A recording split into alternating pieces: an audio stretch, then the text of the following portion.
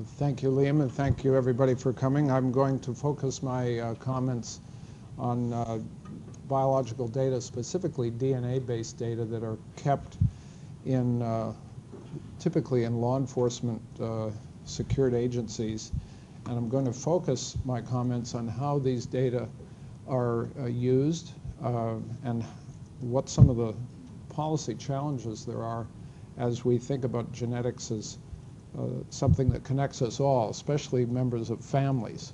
And one of my research interests has been on the use of government-controlled databases to perform searches for criminal investigations and how those databases could be mined for better or worse to resolve unresolved important crimes. Before I get into the formal comments, I wanted to call your attention to a paper that might be worth reading for some of the students in the group, because Mark Rothstein, in his welcoming presentation this morning, made an important comment or set of comments about amalgamating and anonymizing patient data.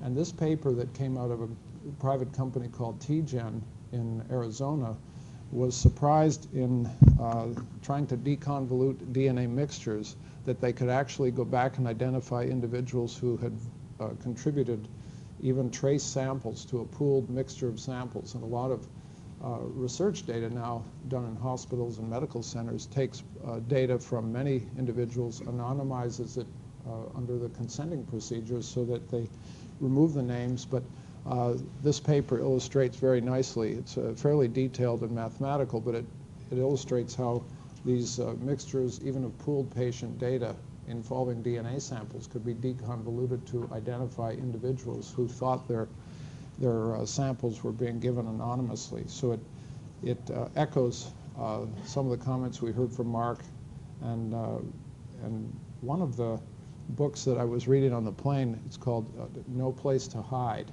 and it deals not just with agencies like Intellius, but ChoicePoint and other organizations that collect massive amounts of data and amalgamate them. And what some are concerned about is data on DNA samples, specifically DNA sequence data, may be added to that mix of pooled data that could be bought and sold and traded.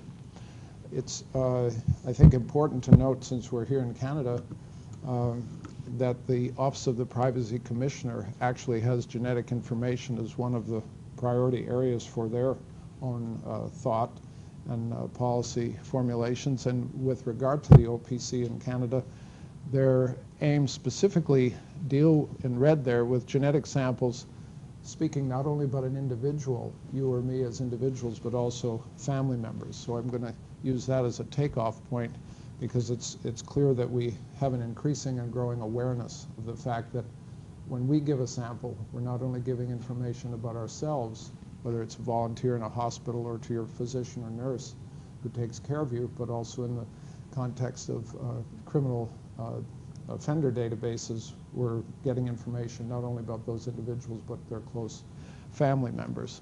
I'm going to focus on point 7 here, but when we think about genetic testing, and Mark Rothstein was right on target when he said it's hard to define genetics, because sometimes when we look at a patient x-ray of a little child with bone fractures, we are often making a genetic diagnosis of osteochondral dysplasia simply by looking at an x-ray. So genetic test doesn't necessarily mean to me as a geneticist a sample of DNA or blood or body fluid or an autopsy specimen.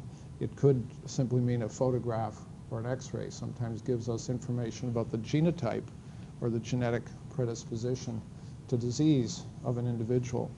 But I'm going to focus today on DNA collected for investigative purposes, and for focusing on that center section, identity testing and forensics. But we shouldn't forget the overlap between DNA collections in hospitals and those that could be used for forensic purposes, because we'll see in a moment that law enforcement can, in many circumstances, get access to your medical records and to your hospital samples even without your knowledge or consent.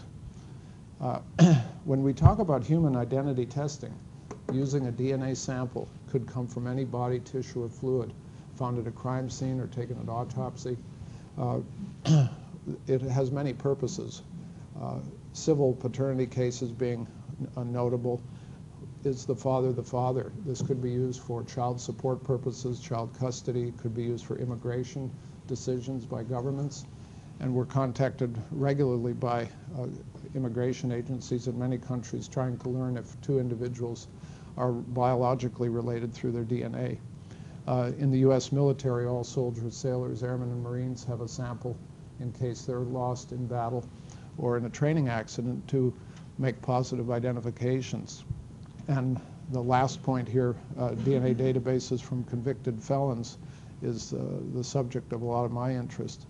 When we talk about DNA testing, just for those of you who aren't biologists, we typically are looking at these short repeated areas of our genome. We call them STRs, short tandem repeats, because they're short in length, usually 4 or 5 DNA bases of the 4-letter genetic alphabet, A, T, C, and G. And those regions are found throughout our genome on all of our chromosomes. They have no known functional significance or ability to predict disease or a diathesis or predilection to disease, but they're used to separate one sample from another. And we would inherit one or the other of these lengths of sequences from our mom and our dad. So on any given pair of chromosomes, we might inherit 3 repeats shown in the bottom from our mom and 5 repeats shown on the top line from dad. We'd be called a 3,5 in the genetic lingo. So most of the typing currently in Canada, the US, and most European countries looks something like this, and we call this an electropherogram, and the technique is called capillary electrophoresis, where DNA is amplified, put through a small capillary tube and, with fluorescent dyes, and we can mark the different genetic locations shown up here as D3. That's just a marker that geneticists use, VWA, another one in the middle, and FGA, the third on the right. So what this image shows you is a 3-locus comparison between 2 samples.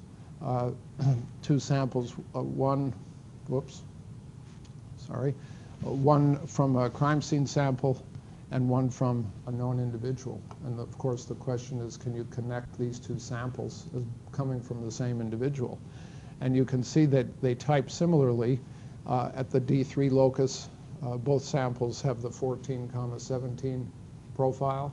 In the middle panel, VWA, at that different genetic location, it appears from this result that each of those samples has 2 copies of the 15 allele, because we might be what we call homozygous and inherit the same size fragment from mom and dad. So we'd be called a 15,15, and you can see the peak height there is about double what it is in the other loci. So there are 2 doses, if you will, of that short stretch of DNA that has 15 of those repeats. That's what the numbers mean. And finally, in the third panel on the right, that the FGA locus, both samples type the same, 20,21.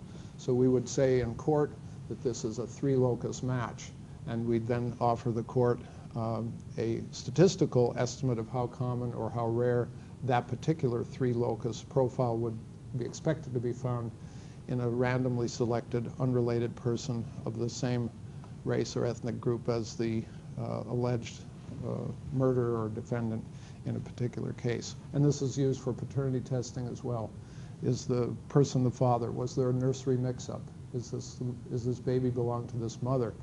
Were there patient sample mix-ups? Was this breast biopsy belong to Mrs. Jones or Mrs. Smith? And hospital sample mix-ups are often resolved, or typically resolved with just this kind of method. So it has uses in and outside of the courtroom. We use different markers throughout the genome, and they all have these code names that we as geneticists use around the world. So we can type individuals for 10 or 15 of these markers, and they behave independently of one another, and it allows us to multiply the statistical predictions one by the other using the so-called product rule. And there are also markers on the X and Y chromosomes that allow us to determine if a sample comes from a male or a female.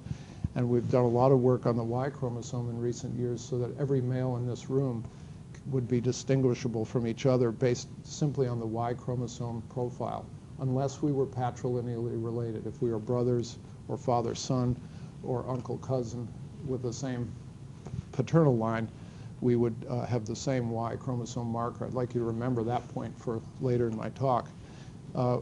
Mothers also are unique in that they send mitochondrial DNA to their children, both male and female offspring, but that mitochondrial DNA, which is outside of the nucleus, isn't transmitted by fathers. So sometimes we want to trace maternal lineage. We do that through mitochondrial DNA typing, done in a different way. If we want to trace patrilineal markers, we use the human Y chromosome. And so this panel just shows you the pedigree. As you know, squares are males and circles are females. So all the males in this diagram would be expected to have identical Y chromosome profiles, barring mutation, which can happen at these loci, but we test a lot of markers along the Y. As I mentioned earlier, this DNA helix, drawn beautifully by artist we commissioned for our science paper, Barbara Cummings, shows the DNA helix, the double helix, as a jail cell with the door open, inviting us to remember that both exonerations and implications can occur as a result of DNA testing. I'm very happy to tell you the shocking news that hundreds of men in many countries have now been released from prison, some who are on death row, having been convicted prior to the era of DNA testing for crimes they didn't or couldn't have committed. And only the DNA exclusion done in recent years through the various innocence projects around the world have allowed these men to be set free from crimes where they were typically falsely identified, not deliberately, but incorrectly identified by erroneous eyewitness identifications. DNA is in the news just as recently as 2 days ago when I was finalizing the talk. I came across this report just published in October in Nature magazine. It's the first instance that any of us know about where a court has reduced the sentence, the criminal sentence for a person who admitted stabbing and killing someone because they had a monoamine oxidase enzyme deficiency, which has been reported in a few instances to be associated with some kind of aggressive, violent behavior. So it's sort of interesting and surprising, and to me a bit worrisome, that courts may be making sentencing decisions based on DNA testing. It certainly opens the door for defense attorneys to order genetic testing on their clients, but it makes you worry. Will this testing go to be performed on juvenile offenders, and will they be treated differently if they are thought to have some presumed or putative predilection to aggressive behavior based on a DNA test that we don't fully understand yet? This is an important story to read, and it's in the October 30th issue of Nature, so you might want to read that. This is a news story. Even more interesting, perhaps, is a report that I was informed about just recently, where the University of Akron in the state of Ohio decided they will update their policy on performing background and security checks on new hires. Our hospital does it. We don't want doctors or nurses in our hospital to have felony records. But the University of Akron took this a step forward, and at the discretion of the U, they might be asked to submit fingerprints or a DNA sample. They're going to run these DNA samples against the unsolved crime cases in Ohio, or they can't do it nationwide. The national law in the states doesn't allow that, but within a state, they presumably could ask the state crime lab to run the DNA samples of any person applying for a job as a secretary, housekeeping, or dean of arts and science to go through a DNA check. I think this is going a bit too far, and the faculty senate has put the brakes on this at the university, but it'll be interesting to see how these kinds of things develop. When I mentioned earlier that there are widespread DNA collections, and we're going to focus on the red ones at the top, it's important to remember that all of these other data collections exist with regard to DNA. I'll just mention one, the military. In the US now, the Department of Defense has over 5 million or blood samples rather, from military personnel, and they keep those for 50 years, unless you're no longer eligible for activation and deployment, the blood spot card is kept indefinitely.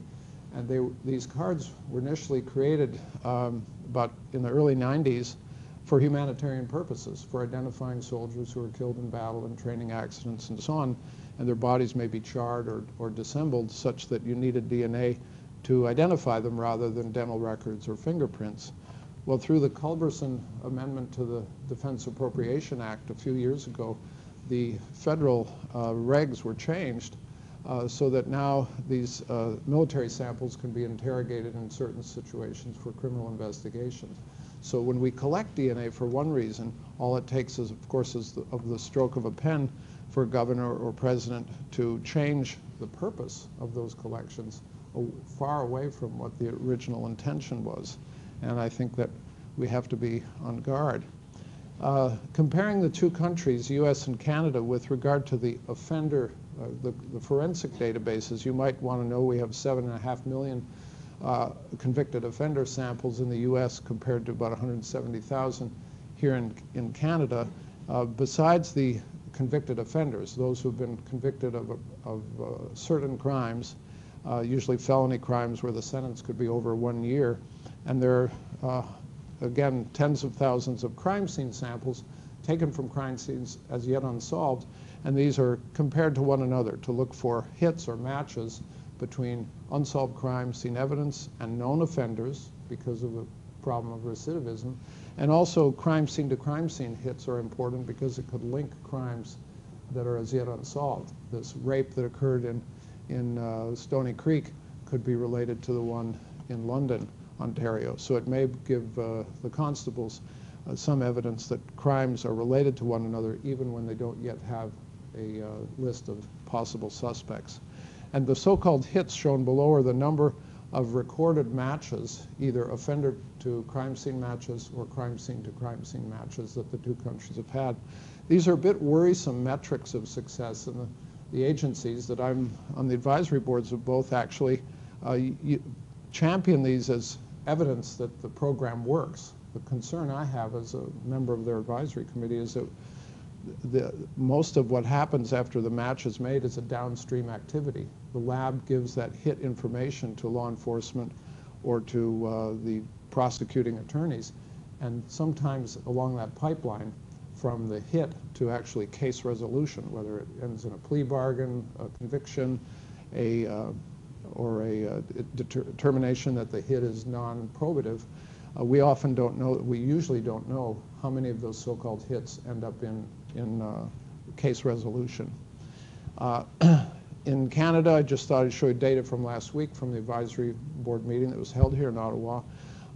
Some of those types of investigations that these so-called DNA matches aid are shown here. So, and in some cases, a hit from an armed robbery and someone is convicted of an armed robbery or breaking and entering, once his DNA goes up online, it may match to previous homicides or sexual assaults. So there's a fair amount of crossover between types of crime, especially intrusion on dwellings. So we've talked so far about making perfect matches, where we look for a perfect match at all the loci. And I showed you an example of a 3-locus match, but typically we test 10 or 15 of these markers for more statistical power. But there are also many situations where we can't do direct testing because we don't have a known reference sample. In the World Trade Center attack, for example, many of the individuals who perished there didn't have easy access to their toothbrush or unlaundered clothing or something that could be used for a positive known reference sample. We have to call their relatives to come in to volunteer samples. And this is done in investigations of the war dead, as well as plane crashes, where the relatives come in, natural disasters, floods, earthquakes, etc. So we often use indirect testing, where we're getting DNA from fathers, mothers, and linking it to the child. In regard to that, I'll just show you data from 2 mass attacks, or mass disasters, one being a terrorist attack in 2001, where 25% of all the DNA-based identifications in the World Trade Center effort were based on indirect kinship studies, where we had sisters or brothers or children or parents rather than a direct DNA sample.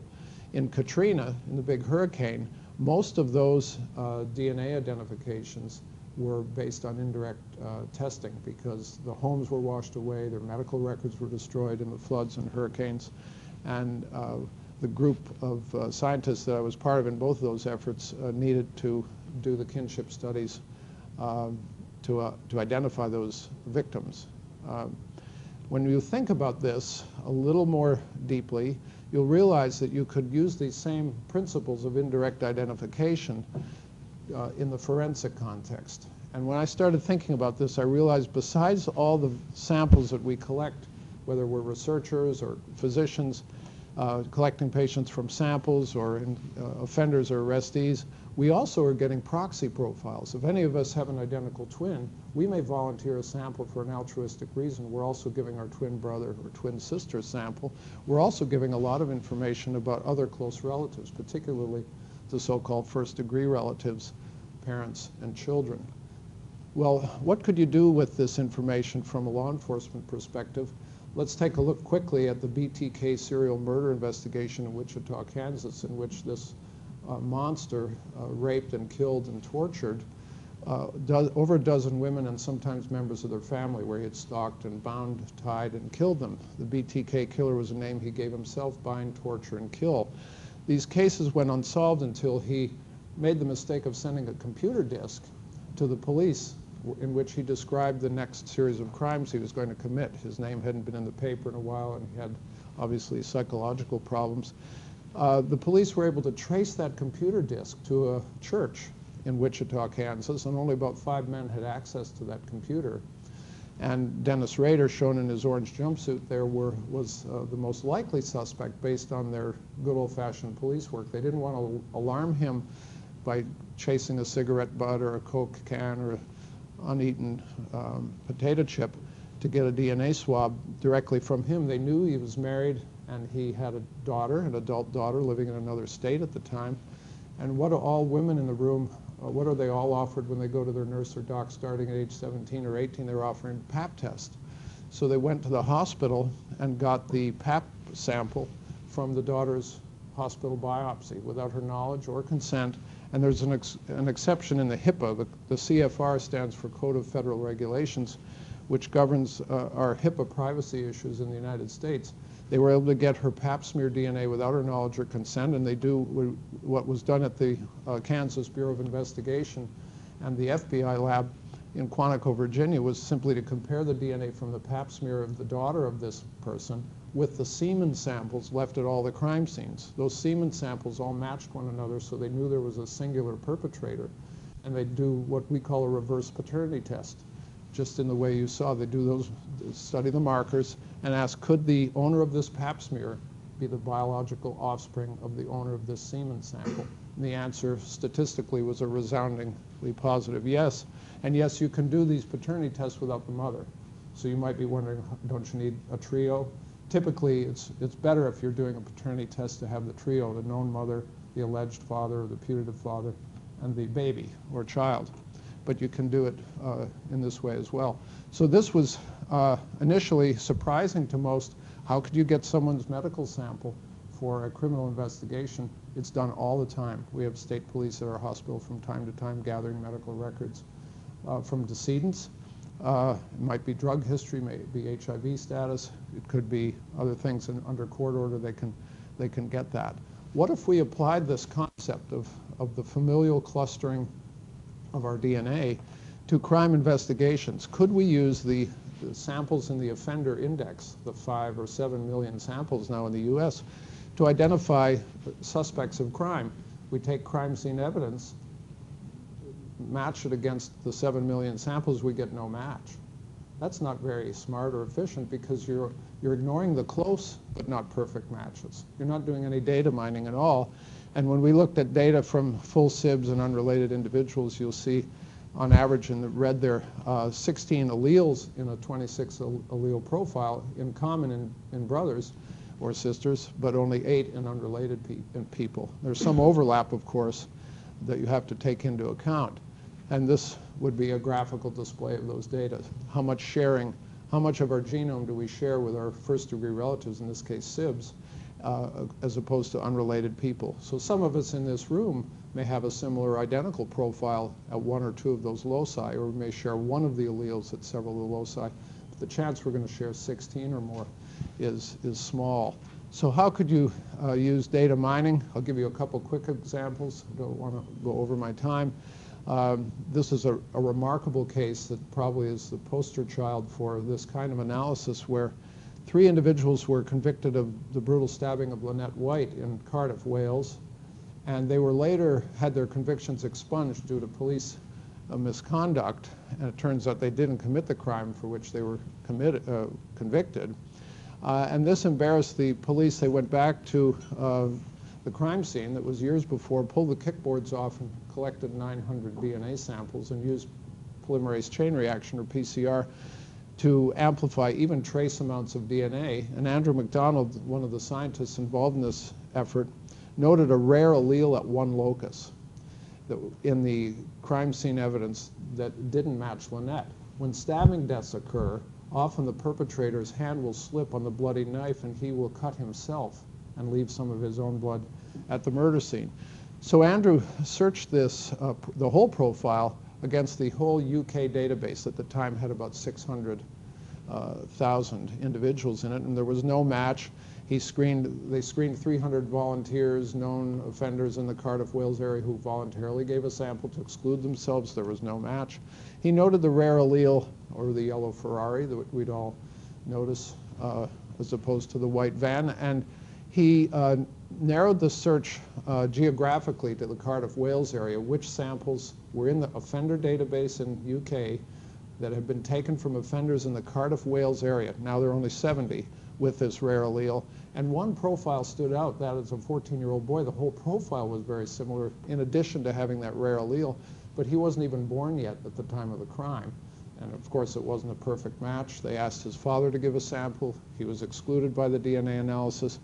And his uncle, Jeffrey Gafoor, was found, and he had been a part-time policeman, by the way, confessed to this murder. So that's looking at one allele at one locus that happened to be rare, and using that insight that Andrew had. So getting back to relatives, when we did a larger study that we published in Science a couple years ago, called Finding Criminals Through the DNA of Their Relatives, what we did was a large series of simulations, computer simulations, where we asked basically the bottom line question: if a perpetrator is related to somebody in an offender database, what's the chance of finding him, usually a him, without knocking on too many wrong doors? And you can see that if it's a parent, in the first 10 leads, there's about an 80% chance you will find him, assuming that the real perpetrator of this unsolved crime has a relative in the offender database. And we realized that's a big question. If crime doesn't cluster in kinships or families, then this is an academic exercise of little value. But we know, sadly, that the so-called apple doesn't fall far from the tree with regard to criminal behavior. And I'm not saying that there's a genetic predilection to crime. I'm definitely not saying that, but certainly the sociology of crime, for a number of reasons listed here, cluster crime behavior or convictions and arrests in close family members. And we took a look at data from the US Department of Justice. These are real data, not an imaginary data set, where 50%, close to 50% of individuals, regardless of the race or ethnicity, who were prison inmates in federal and state correctional institutions in the United States, had a close relative who also has had a collision with law enforcement, most commonly brothers. And there are lots of other data like this, but the family background of jail inmates is quite worrisome and sad. Just 2 days ago, the first familial search has been successful in the United States in Denver, Colorado. There have been now about 20 using these methods that we discussed in our science paper, solved over 20 crimes in Britain using these methods, comparing the number of alleles that match between the samples, not looking just for the perfect match, but the close but not perfect match. And Mitch Morrissey, the elected DA in Denver, has been very keen on this method. Of course, the ACLU is very concerned about familial searching because they feel that it may stigmatize whole families and lead to intrusive police behavior to uninvolved parties. There are ways that Denver and California that's now using this method have put in place to test Y-chromosome profiles before they knock on any doors. They want to be sure the Y-chromosome profile matches as well, which would eliminate over 95% of fortuitous matches between crime scene samples and those in offender databases. But there are clearly some issues that haven't yet been resolved in the courts. None of these cases, like this Denver case where there was a plea to the fairly minor property crimes, none of these cases have come up unchallenged through the court system. So what will have to happen, of course, is determination if there's an appeal. Does family searching, does the deliberate searching for family members of individuals who have a DNA sample abridge any Fourth Amendment search and seizure issues? Most constitutional lawyers that we've talked to feel that there's no constitutional prohibition. Many states are reluctant to use these methods at this point to potentially implicate relatives without change in legislation or regulation at all. So clearly we have to think deliberately about how we collect DNA samples and what we do with partial information. When you think about other law enforcement practices, and we've heard this morning about social networks and email and phone records, police all the time use partial license plates to identify potential cars that might have been involved in a hit-and-run accident. Partial fingerprints are commonly used.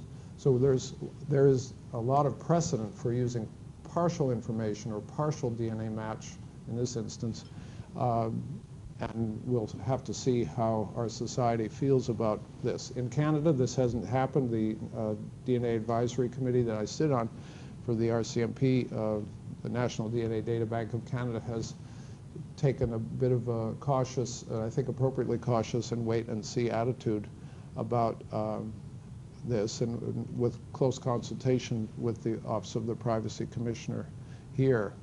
But clearly, when we have a sample in any database, every male in this room, we're putting all our male kin in the sample as well, because we share a Y chromosome, and this expands the size of these databases for a lot of type of record searching. It might have nothing to do with law enforcement, but could be medical testing as well.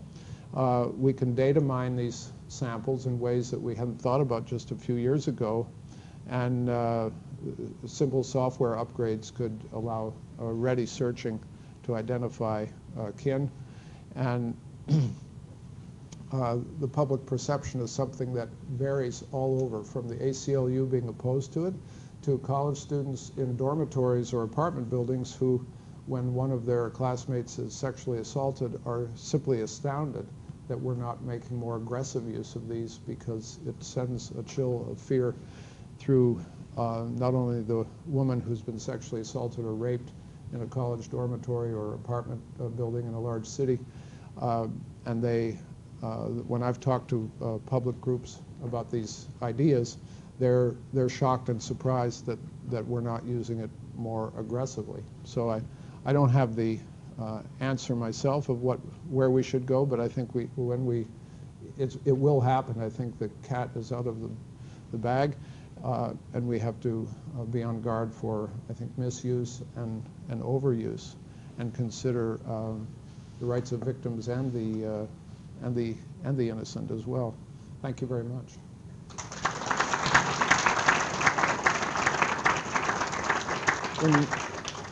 I did want to mention this slide because I think it's one of the few three-horse chariots I could find an image of. But the late federal judge, Learned Hand, in the United States described the justice system as a three-horse chariot, with science, law, and technology being one horse, law being another horse, and ethics and policy being a third horse. And he described the science, law, technology, engineering math horse is racing ahead faster than the other two to catch up, and it makes for somewhat of a rocky ride from time to time. So I think some of what we're hearing at this conference reminds me anyway of this three-horse chariot, and we need to get the horses running in the same cadence. And I'd be happy to answer a question. Yes, sir. So you mentioned about DNA databases. Are there any research to look at the family trees and figure out how some disease or something processed over the family? So have you done that kind of social network analysis? Within offender databases? Yeah, or that's not permitted. It's it's an important question you're asking.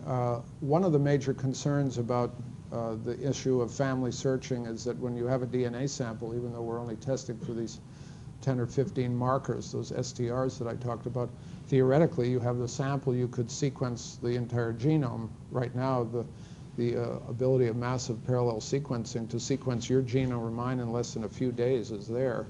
And but what prohibits law enforcement from doing that are the laws and regulations in place that don't allow testing for disease markers and so on. So that's not being done anywhere that I know of in the world. And it's not to say that it couldn't be done, but our policies in place don't permit it. Yes? Yeah. Last question. Yeah, last question. What's the cost of an electrophoretic test? Is that what's still used? To run your sample for 15 STRs, probably $50. Cost This is a lot more expensive than doing like a panel of like 600,000 snips for a few bucks. Right. It's cheaper than yes. And that's maybe $800 or $1,000. Probably we're getting, to do 500,000 snips or 1 million snips, probably 800 to 1,000 now with the chips we have at the Broad Institute. For how many people? No, for one person. Be $1,000 per sample probably to do really? You're getting a good deal. You can get a chip for $30 for 500,000. Well, we can get the sequencing. Aha, that's amazing. We'll talk. My dogs are in that database. They've sequenced they have a canine genome project. They're looking at dog models of human disease. So they did my dogs for me. Anyway, thanks.